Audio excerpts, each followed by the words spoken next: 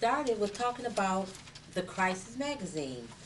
All the members get a Crisis magazine every, how often does the Crisis come out?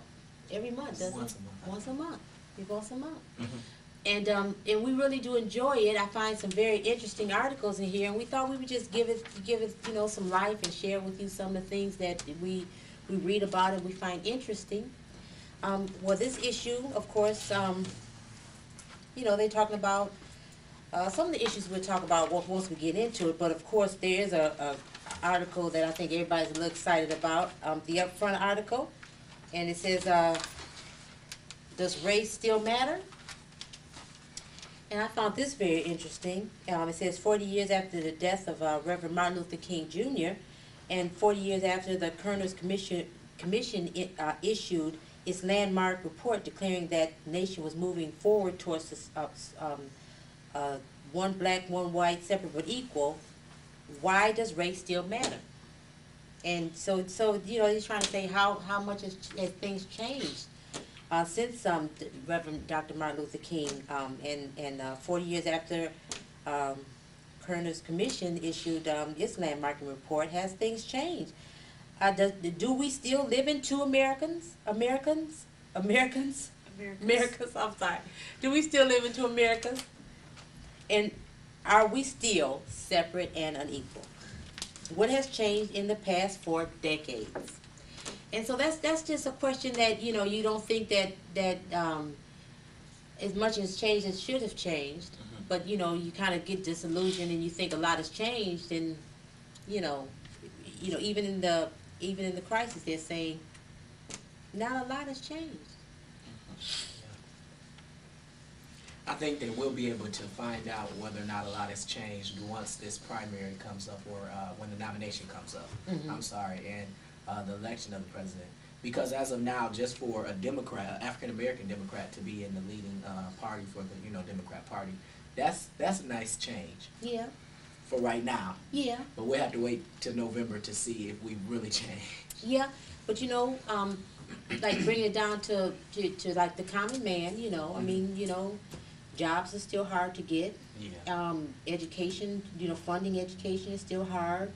Getting equal money for equal work. Getting the same amount of money that a person of other race gets. You know what I mean? So, in that instance, has things really changed? Because I think once Barama, if he gets nominated, we still have to be able to do the work that's set before us. He can't make us or give us the education or the ability to do what we need to do to even accomplish what he's accomplished. Well, in the case of Obama, I think there has been many divides when it comes to his campaign and the issues and how people perceive him. One issue is him being black but not African American, and among African Americans, is he black enough? Can he really represent us? Another being his image among Caucasian white Americans who may feel that they may not be as certain about their decision to nominate him or to even vote for him as the president. When it comes to race, but also I think that he has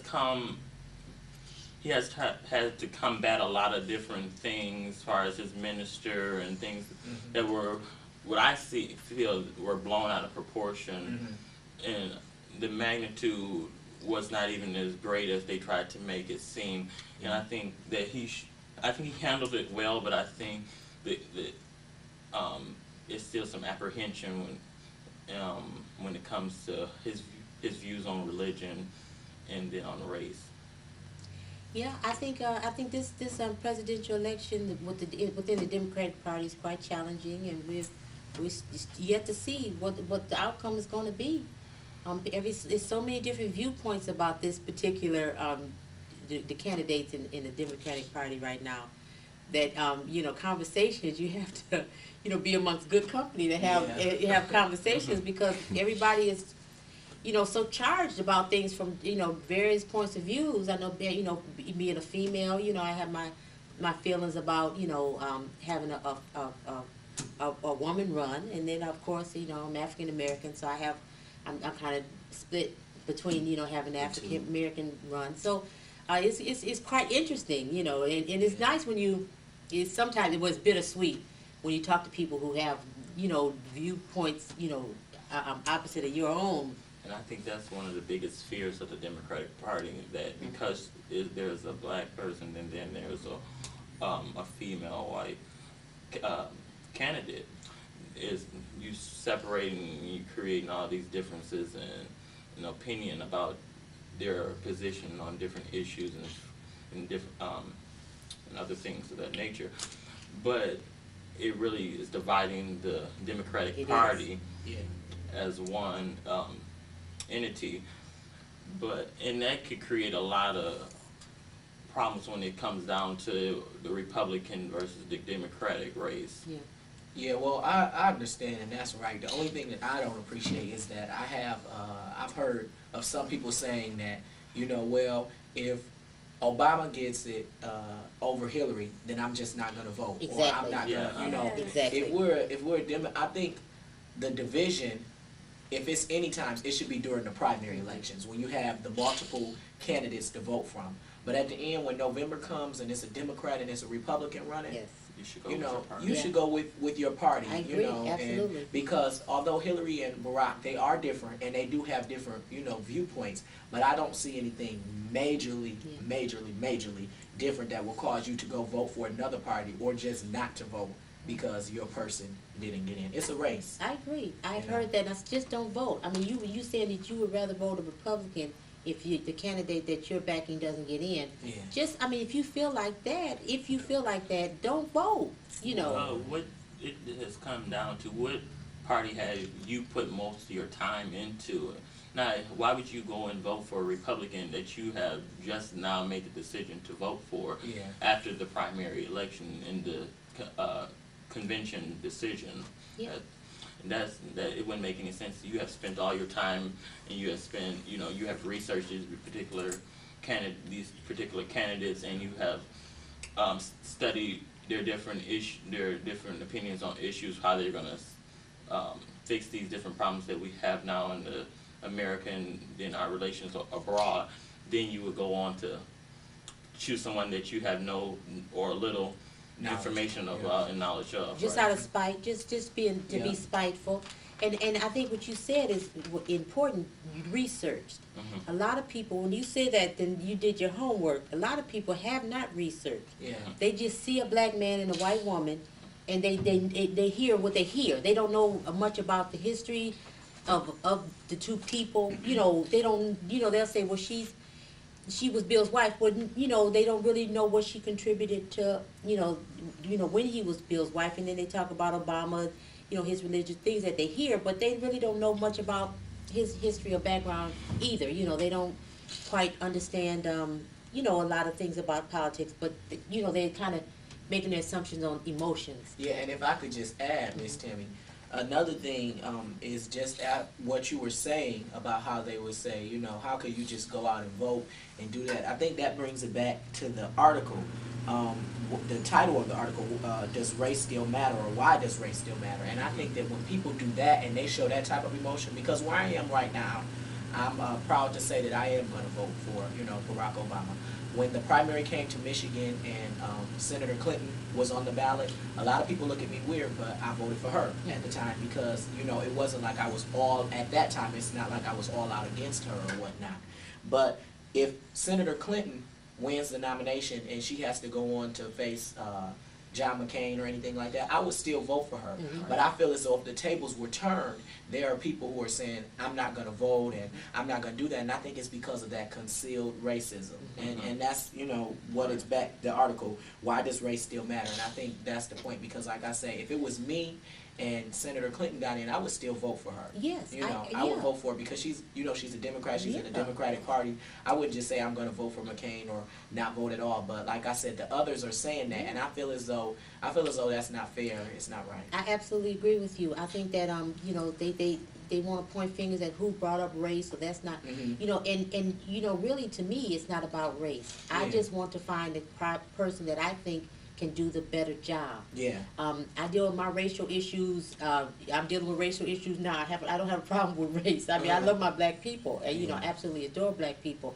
But you know, when I talk about international politics, when I think of the person that I think that can communicate, that can get to certain areas and be effective, because we have an international problem as well as a domestic problem. I mean, that person has to have the history and the background to know where the bodies are buried. I mean, to know what they're up against. They know this particular president is going to have a big challenge ahead of Yeah. him. And you know, if you look at the strategy of the primaries, the states that did vote for certain candidates, they were nonpartisan. You know, they could vote any way they wanted to. So when the Republican voting come around, they can change.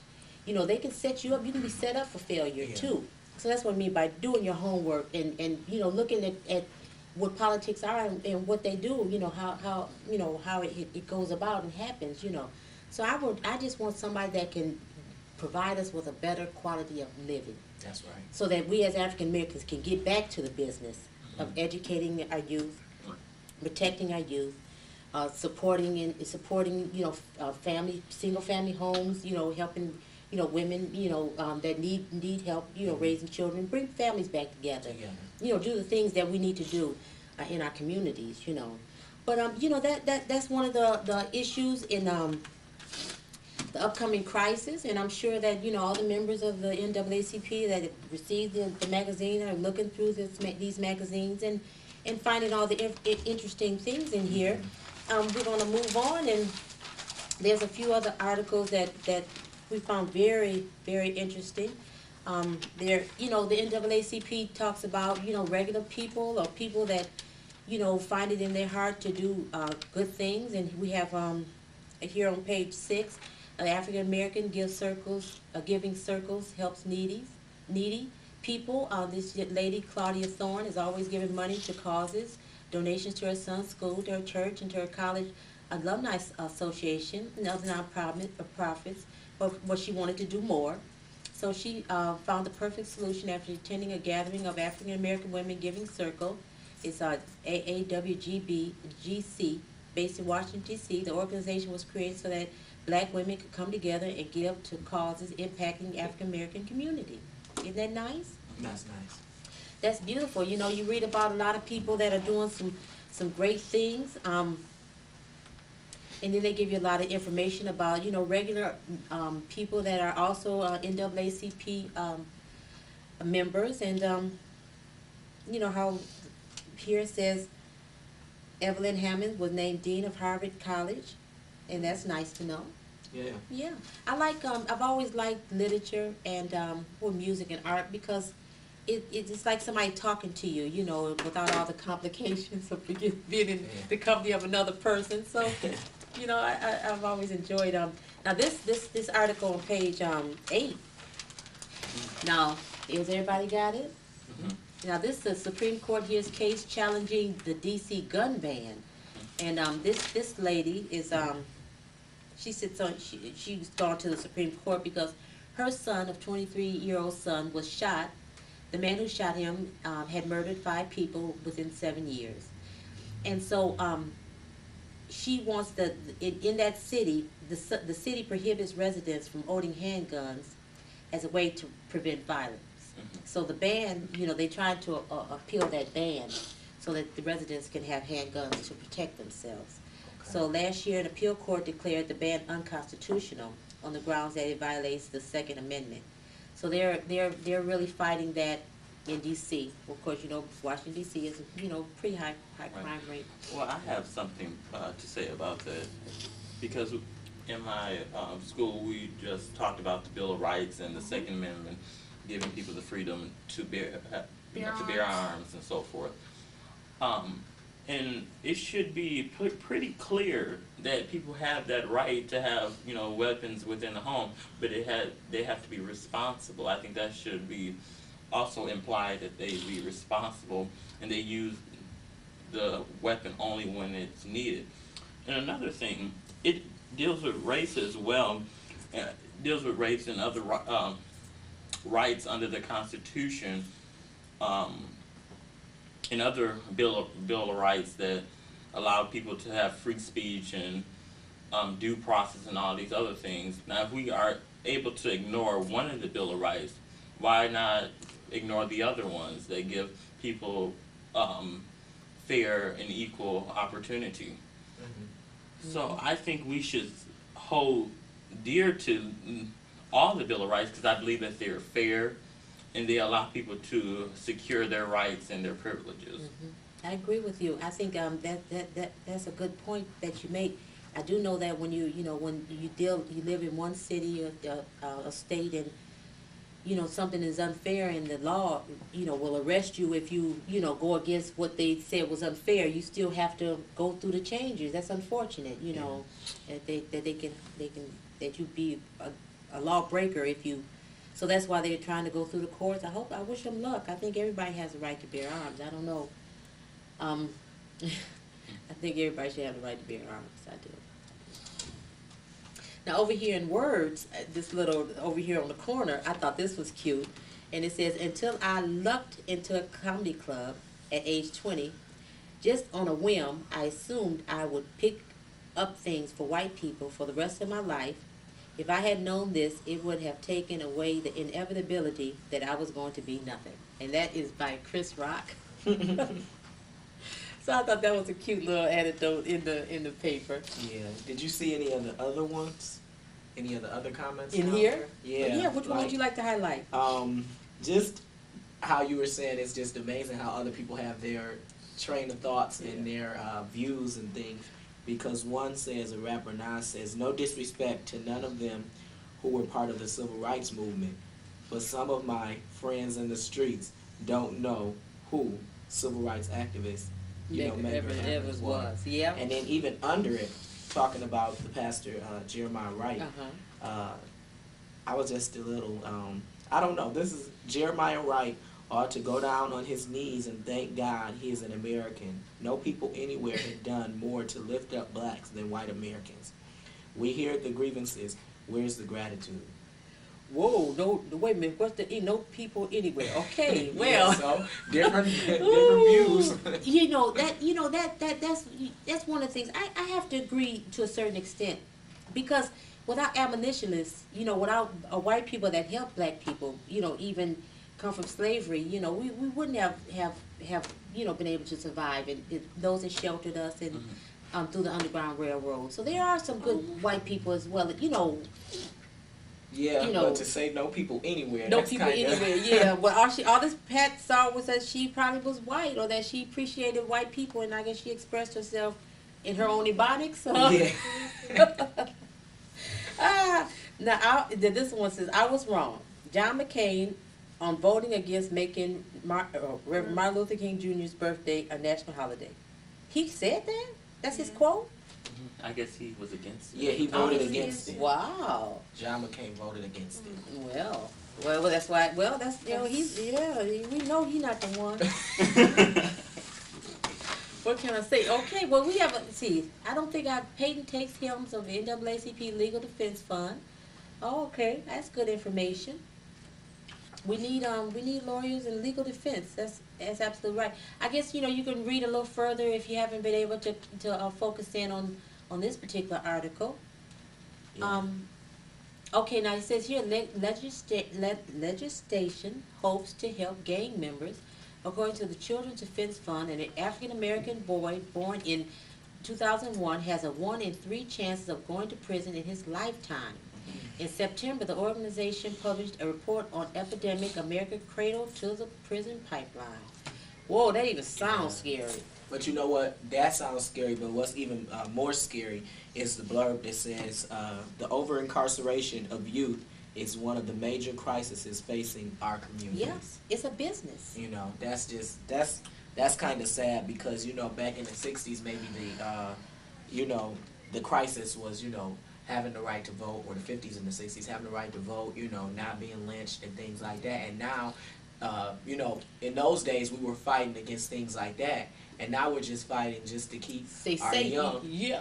our young African Americans out of jail, and into the community, I agree. being a vital asset to our community. And I have to say, we at ISAP, we do our Black History Month has always been a sweet, because we don't deal with the concrete heroes. We deal Okay. with the old school. We go back to Willie Lynch Okay. and Jim Crow, and we get a lot of people that say, I didn't know that the Willie Lynch speech was that, but that's just what it is. At the time, the slave masters, at the suggestion of Mr. Willie Lynch, was instructed that they would beat the men in front of the women in the community, so that they would lose the respect, and they Right. would lose their And their put community. and put your field slave against your house slave, Well, and that's something that yeah, we do in our light-skinned community. slaves, We don't raise up the people who are successful. We down them and call them things like Uncle Toms and things of that Right, nature. exactly. Yeah. And that's a whole. In fact, we can talk. As we move on to the men and women that are trying to make a difference.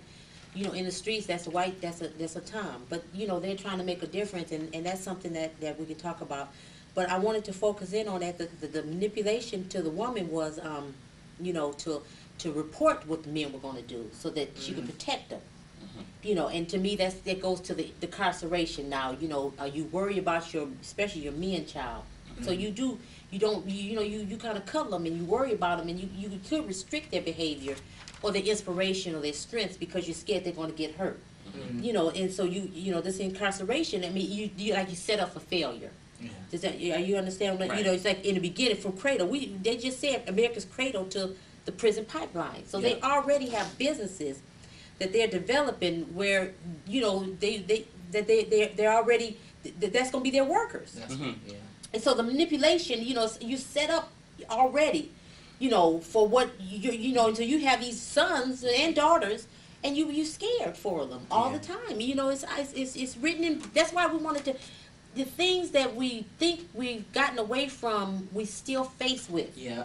And that's why even the crisis after 40, they just said after 40 years, are we It's still going. Still going. I mean, we dress a little better, and we have some privileges. We don't have Jim Crow, but still, it's an undercurrent. It's the manipulation is still there. But you know what? And it's funny that you say that, and even bringing up Willie Lynch, because he promised that his method to controlling the slaves was gonna last for hundreds of years. And although it may not be as visible as it was then, you can rest assured that in some way, shape, or form, that it's still alive, and that it's still controlling us, and still holding us, and still holding some of us back. Right. Well, when it comes to the incarceration issue, I think it's a failing system, because it really doesn't help anybody. Oh, no. We have a lot of people in prison who are of no asset to their community, no asset to the nation, and when we could really do something, if it be psychological, if it be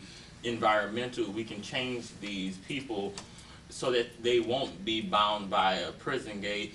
They can be used in their community to be assets and to help their community develop and to progress.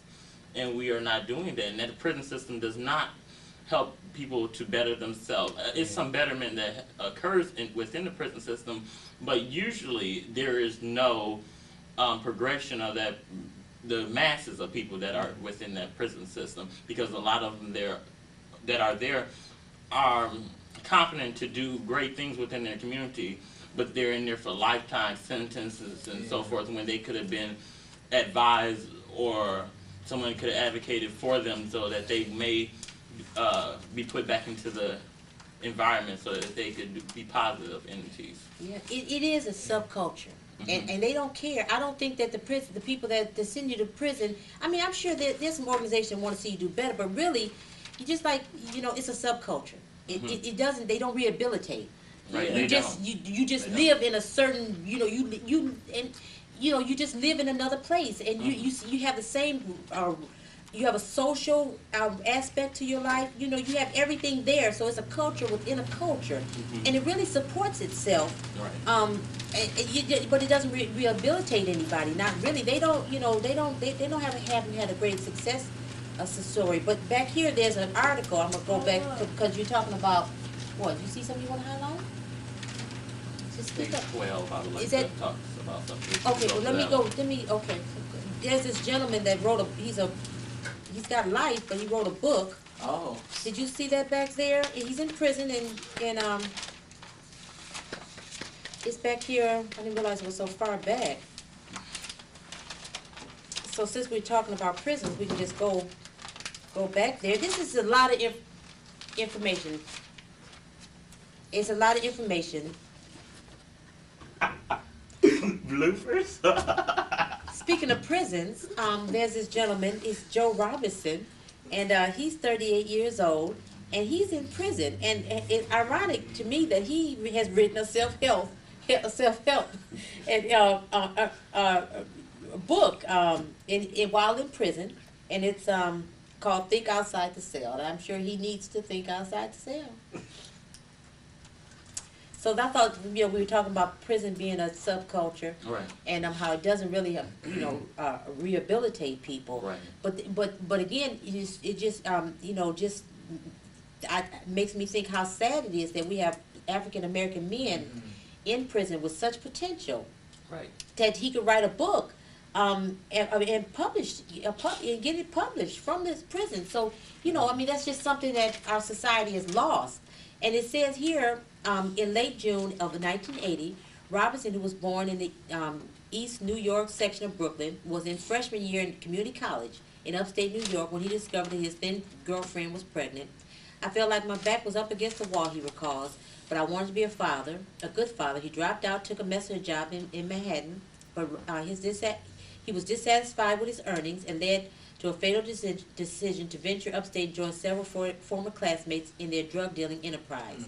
And so he said that, he was confronted by a male acquaintance who accused him of robbing him, and he just blanked out and shot him and died. He could have taken 15 years if he had pled guilty, but he didn't, and then he got sentenced to life, and he's already served 16. So that's unfortunate, isn't it? It is. yeah. But you had something, Divine, on page 30 that you wanted to talk about? Yes, I had an article on page 30 through reading this, and also since we've just been talking about the incarceration and how young people, that's the major crisis right now, is the young people being incarcerated at a young age, and even with everything that you have stated. Right.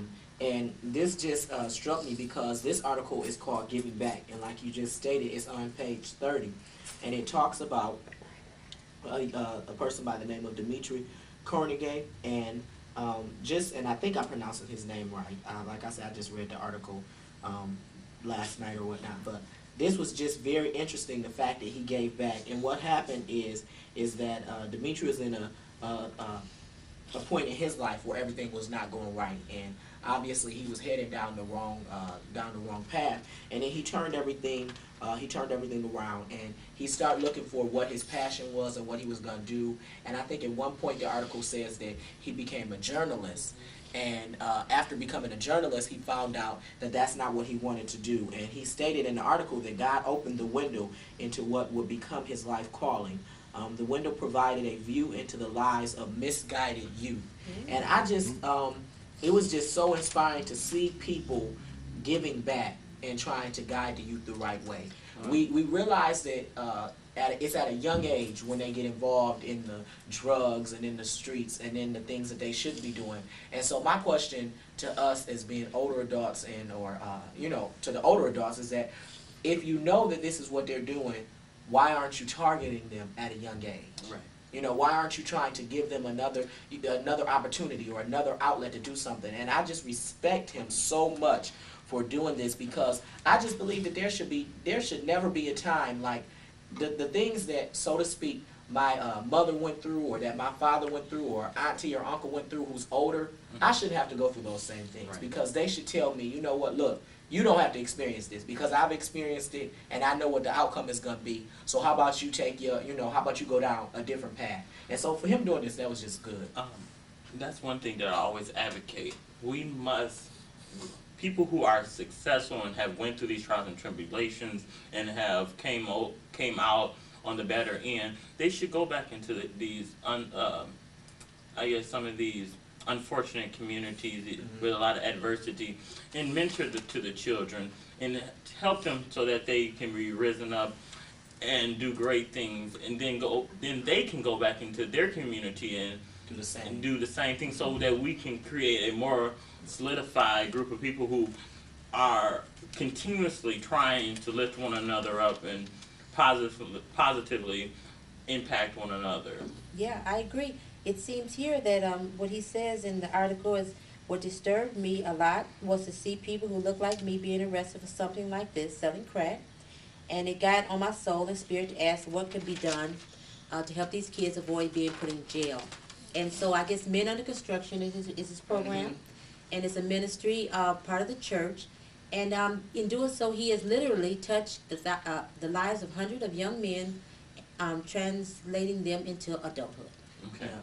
So And that is just good. another positive point is that obviously he has become successful, and I just feel as though in our community and just in America, we have just gotten it to the point where we just care about us. Right. It's always That's just do something for yourself, or Right. just do something for you, or once you make it, that's the end, and that's not the truth, because this is all a team effort. Right. And what good does it do me to make it and Clacy not make it, or what good does it do Clacy to make it and I not make it? You know, when we're all together and when, you know, we feed off of each other, and when we grow up together and we are in the same communities, it shouldn't just be about one individual, it should be about everybody. Because one thing, they most likely they won't remember your accomplishments. They'll remember the whole total legacy that your culture brought to this nation or brought to this world. If it be black people or white people or Hispanic, whatever it be, they're worried about the total legacy that that whole culture brought to this world.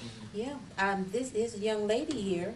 And she has her name is Carla Stokes, and she has founded an organization called Hot Girls, and it's an Atlanta-based nonprofit providing health education, youth development, media literacy, and tech programming for young girls, helping our teen girls in real life solutions. Situations. Yeah, that's great. I mean, that's another person who's doing something very positive for the youth. Yeah. Clacy, do you see any articles that you'd like to talk about?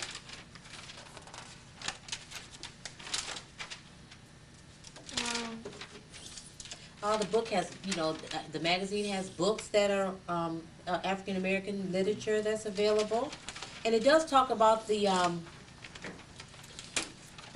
Image Award winners. So you look through. You're able to vote for an Image Award person, and the Image Award winners are here. I'm sure you saw it on television, but I thought an interesting article was. what page is that, baby? Oh, I'm sorry, page 56. Okay. And it was Baltimore City branch launches investigation of teen death, and it basically saying family of Isaiah Simmons III, a 17-year-old, was restrained at a Brook preparatory school.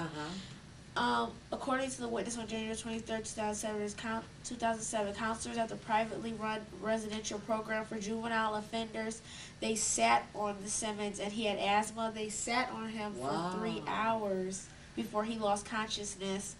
And he went to cardiac arrest and was pronounced dead a few hours later by medical personnel at Carroll Hospital Center. And the death would have been no, the death, it was stated homicide, but it would have been manslaughter if they had called the police right at 911, but they failed to call until 41 minutes after he went under cardiac arrest. So it's now a homicide, and the family hired their own private investigators, and now they're still looking into it. And that the family also had contacted the NAACP. Marvin Dock, Chitham, president of the Baltimore branch, has been instrumental in helping them conduct rallies to bring attention to their plight. They had one rally last year that called for a separate federal investigation, and another in January. And right now, they had called 5 of the 6 counselors who was accused of reckless endangerment not guilty. So. Wow. And then charges were dropped against them. So. Yeah, that's something I remember hearing about that. That particular case, and it's still going on. That was real unfortunate. The young man was having problems in school, so they sent him to this like camp, and there he lost his life within hours after he arrived. He was only there 2 weeks. And so I keep them in our prayers, and I'm sure the family needs to be lifted up, because I would have caught a case. I mean, that's terrible. So you said, vengeance is mine, said the Lord. You really have to, hold on to the scriptures. I'm just wondering. 'Cause, whew.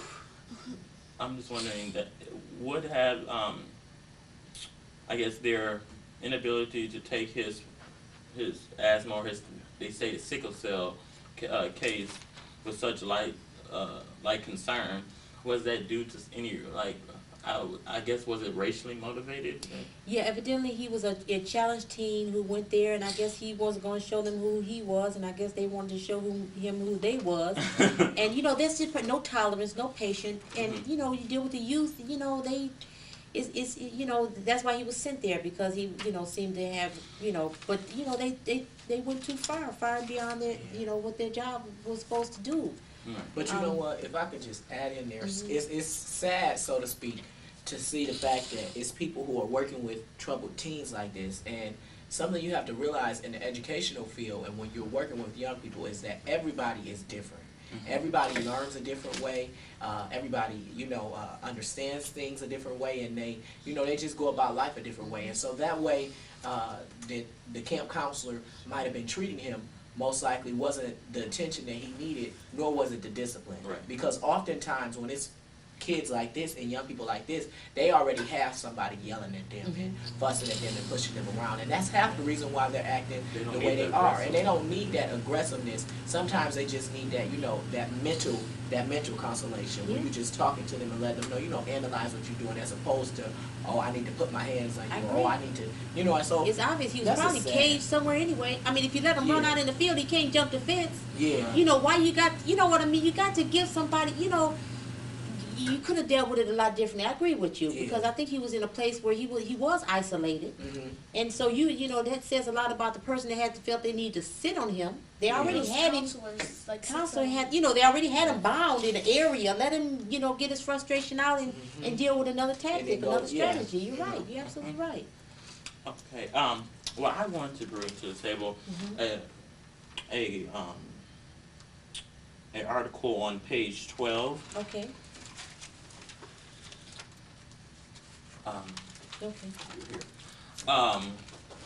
It says, a message from the old school. Paving the path with good manners and self-respect can open many doors for African American boys, despite the various challenges that they are likely to face. Then I'll just give you the first paragraph. African American boys are facing an uphill battle when it comes to success. Traditional institutions and old school strategies are being stretched as the black community searches for solutions to stop this downward trend of hopelessness and despair. Why have we found ourselves in this place? What got us here? Everyone from noted psychiatrist Alvin Toussaint to Marion Wright Elderman, president of the Children's Defense Fund, has an opinion about it. Now, this article deals with different views on how our modern children are acting as opposed to how black children acted 30, 40, 50 years ago, and the lack of respect, lack of self-honor and honoring their community. And I think it's also, they talked about hopelessness. There's a lot of hopelessness and despair because the children from what the article said, the children don't really have a base of what their purpose is within their community, what their purpose is within the black culture and among the black people. And I think some of the points that they made were very crucial to really mending our people. One being, you know, continuously having the community as well as the parents demand respect, not just respect with adults, but self-respect, and saying, you know, things like yes ma'am and no ma'am, thank you and so forth. Those things allow people to really affirm their respect for their adults and really understand that these people really are helping me to get to where I want to be. Yeah, I think that you know, you have the article says a lot of things, and it says here, expectations have soared. Mhm. The concept of it takes a village to raise a child Right. has turned to make it the best way you can. Right. And you Yeah. know, when I just read this, it says I both admired and feared the men in my neighborhood. We all knew that if we stepped out of line, we would be steering back into line by our elders, and that kind of struck me because, you know, the brief time that we've been out of from slavery, you know, generations. My generation, the generation I remember of the men in my life, they were always gone and gone. They were gone to work. We Mhm. respected them, Mhm. but they didn't have a lot of time for us. Right. But we respected them. Mhm. And then the women basically did what you know says lying by elders. You know, mothers was home usually. Right. You know, and I don't know. I find that I'm gonna read this article. I'm gonna take some time and read it, and I don't want to speak too much on it because I think it's really strong and very profound. But you know, I find that when the men stopped working, I don't know. You correct me, but they didn't do a lot of talking. Yeah. You know what And I I mean? They think- was present. Their presence was always. But the generation, they started to need a little more communication, more talk, more hands-on. Mhm. You know, Right. I understand what you're saying. But I I don't think know. But this article, it goes from the wardrobe. I mean, it's yeah, just it, so it covers many Right. topics. And one thing I want to say is go back to the village concept. Mhm. I think that's one thing that we do like, and we talked about this with the issue that Devon in the article he brought up. We need people to understand that you're not an individual. You're a part of a larger, uh, what I call a larger end. Some people believe that you're not a means to an end, but yes, you are a means to an end, and you need to understand that you're a part of something greater than yourself, and you need to contribute to that. Yeah, I think you know, you're right. I know that for African American students and children, you know, we still, like I said, we haven't come as far as we should have, and then that's evident. So we need to get away from the bling, the things that are keeping us from focusing in on what's really still creating a problem for us. And I know that even in like diversity issues in the school, they're not there. You know, support in the communities within the police department, tolerance, patience. For African American kids, it's not there. We get beat up. You know, African American kids, there's no social place that you can lounge or loiter. If you're in a group anywhere, people watching you, you can't congregate together Right. without people watching you and assuming that you're going to do something negative. You can't sit on your car in a park without police circling around you. But a group of white kids can sit in the park amongst their cars. So you stay in your community and you bring down your community because that's where you feel safest. So we still have to make sure that the schools have diversity issues, that teachers are taught diversity Right. and tolerance and patience, and that they're punished if they don't act upon it. If they can't deal with the child, then they should be able to come to somebody of African American descent or the race of that person and counsel with them and talk with them and try to come up with what are they missing in the situation that they're dealing with. You know what I mean? Like if I'm a white a Caucasian teacher and I have this issue with an African American man or boy, then I'm going to go talk to somebody that understands the essence of that person and say, am I missing something? Because a lot of times there's an innocence there nobody is seeing because they're assuming all the time that, you know, that what they see is what's right. And they don't always know what they're looking at when it comes to our African American kids. Right. So, you know, diversity issues are important. I think police tolerance, patience, you know, police department needs, and the court systems need to be, because school, like, there's an article in here, and I have to find it because I've moved, but the school system and the police departments are coming together, where there's policemen in the school. So if a child goes to a principal in the presence of a police officer and confesses to something, well, that police can automatically arrest that child because there was a crime committed. Yeah. So that child is innocent, and he's made a mistake. Right. Kids make mistakes. Right. And so they go to an adult to get absolved or to find a solution or to work on what they know they done that was wrong. But if they have confessed in front of a police, he can legally arrest them, and then that child is in the juvenile system, Right. which is a system. So I think tolerance, and we just need to, and parents need to step up and stop sticking it, and be a part of, and communicate. I don't care if they feel like they're not as educated as the teachers or the people. They need to find a way to talk, come to the NAACP, And the parents and know what be their able to have children somebody that need. can speak for them. Yeah, and if I could just add something Sure. also, another, this is very good talking about old school, but it really was the old school that it takes a village to raise a child. And when you think of that and on that concept, it means that if your child got out of line, that, you know what I mean, people in that village, if you weren't at home, they could get them back in line. And now I feel as though there are many different areas to point to blame, but sometimes we do have to just focus at home. And I feel as though now we're living in the time and we're living in the era where there's a lot of parents who are saying, okay, I don't want nobody else saying anything to my child.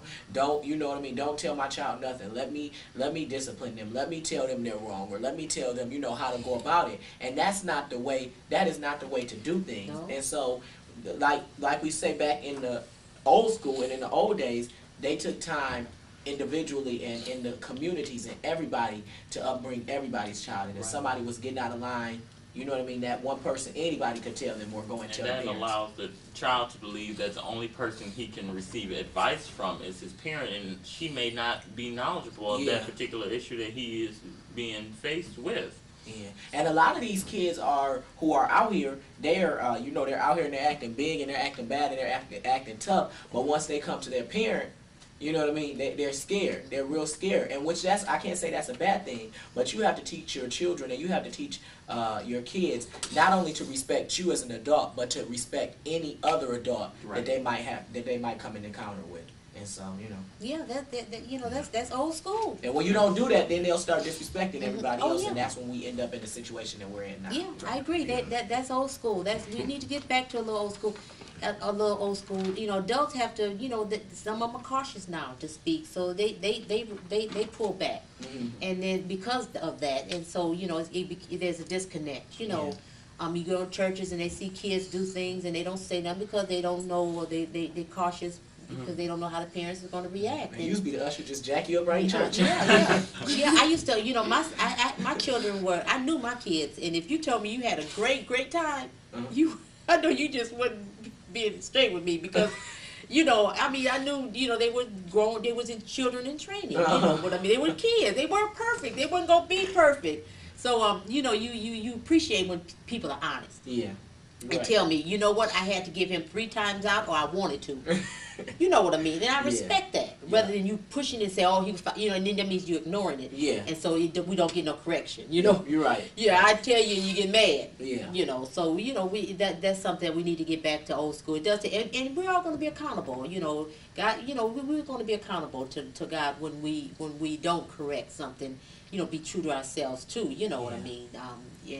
And so we could be hurting ourselves too by not speaking up and facing the raft of things sometimes too, because that person's gonna always remember that person told me. That person, it's gonna leave an impact, because I can remember that it does in my life that were positive, even if I didn't listen to it at that time. It comes back to me. Right. And of course I remember the ones that were negative. So it's very important when you're dealing with children.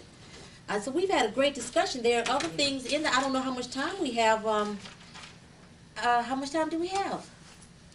We have 10 minutes. Now, in the next 10 minutes, we're not a loss for things that are in here that are interesting. That's why you should need to either join the NAACP so you can get a crisis magazine. And of course, we're in the Ypsilanti Willow Run chapter here. We're at, I have the address here. What's the address here, Devon? 61 Huron. Okay, 61 Huron Street. in Ypsilanti, and like I said, this is the Ypsilanti Willow Run branch of the NAACP. Mildred Williams is president, and we've enjoyed talking with the members here, and we encourage you. If you're in this area, whatever area you're in, become a member of the NAACP. It's not a great financial burden. And then, you can become involved in a lot of social and community activities, and you can encourage your children to be around other positive children. There's a lot of programs that the NAACP has. We have the AXO, Yep. and that's for the children to compete scholastically and artistically with each other. To kind of sharpen the stone, you can get involved with that. And then adults register to vote. There's a lot of programs, and as you see, a lot of people don't realize how the NAACP is involved. But if you get a crisis magazine, you'll see all the things that they're involved in. They're not always visible, but they really are very active behind the scenes in areas. In the community, they're still there. And, we are, of course, we all belong to our churches, and we're very, it's a spiritual-based organization. You do get involved in some hands-on, some practical, hands-on social things. We go to God for the spiritual strength to deal with these natural things. Yeah. You know what I mean? And we stay in the spirit. Like, Les Brown just got mad because he said there's so many churches, no businesses. So that was Les Brown. He said so many churches, but no businesses. We're not doing. We're getting all this spiritual growth. We can say the word. We can say the scriptures and confess and speak, and but we got to put it into practical ability and create something from it. When we rebuke the enemy, we're rebuking them from our own personal day-to-day lives. But you know what I mean. So you can get involved in some hands-on things that you can use all that spiritual growth and development. Yeah. So is there anything left in the book that anybody wants to speak about before we close this segment of the Crisis Magazine Come to Life? There's issues that they talk about the how the NAACP is impacting the Congress. Now Julian Bond, the NAACP chairman, was named a living legend by the Library of Congress. So that was a great honor. Now I didn't see anything in here about the new. Was it the new chairman that they just appointed? Yeah. But I didn't. Maybe that's it. I was looking for something about that. I heard there was a little controversy concerning that. Yeah, well, there was controversy because on the end of someone who wasn't picked. Okay. From reading, it was just had something to do with a pastor. Okay.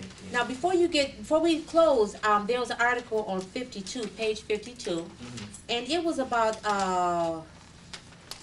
the alternatives sentencing adolescent program, and it's a division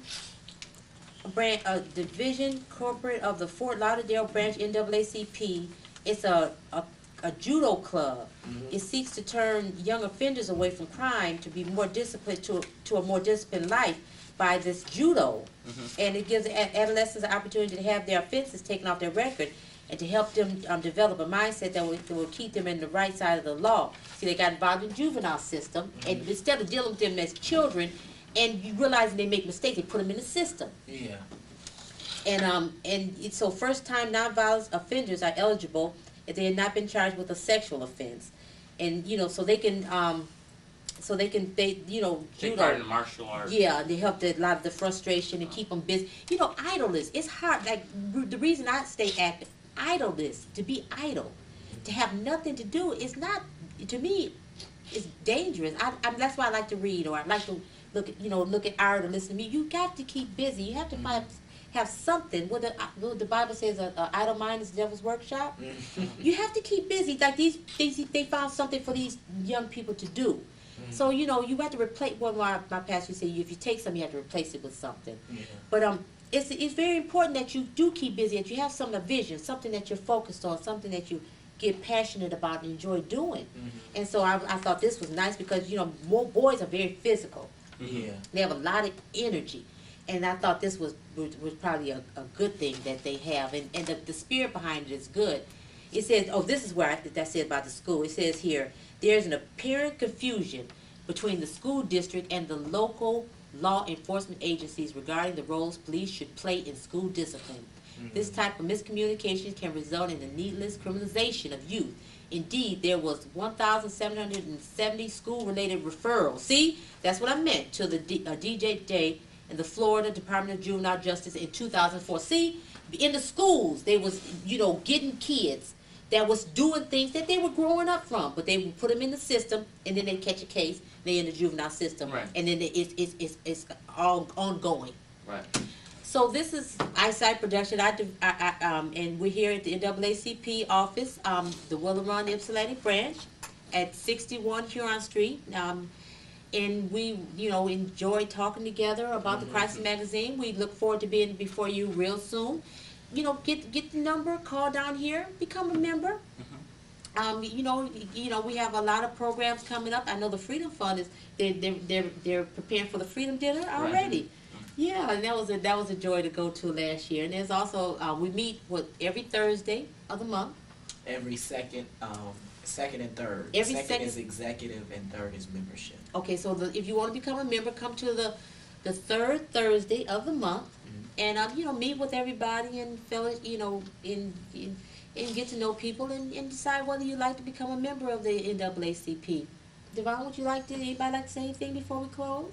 I did. I just wanted to end as saying, since I am one of the advisors to the Youth Council, this is a quote that is that I take heed to and that I truly believe in. Okay. And that's just for anybody who's out there who deals with young people. And that's that you have to have something kids are interested in, something they can take ownership in.